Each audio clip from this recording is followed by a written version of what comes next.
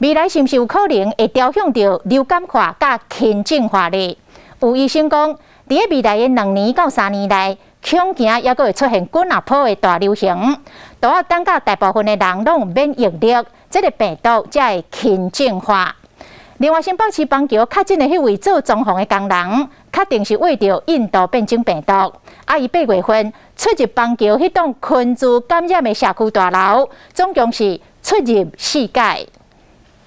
台北有感染源邦桥某社区大楼基因定序结果出来，社区大楼装修工按16168，目前确定是 Delta 变异株，就等完整的基因定序，去过所在嘛拢导出来啊。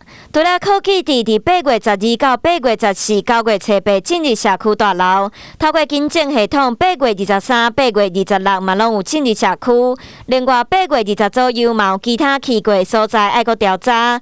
事实上，群聚事件真歹判断是谁为互谁，不过透过卡架会使尽量找到感染源。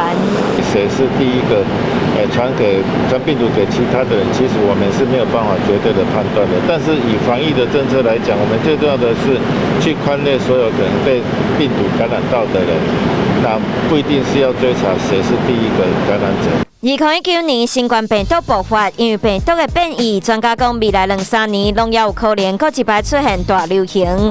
但大部分的人拢有免疫力，病毒都有可能轻症化。一个新突变的病毒，它大概会2-3波或更多次的一个流行。那每一次的流行，它的流行的规模，还有它引起来的重症死亡比例会逐渐降低，也就是它会逐渐轻症化。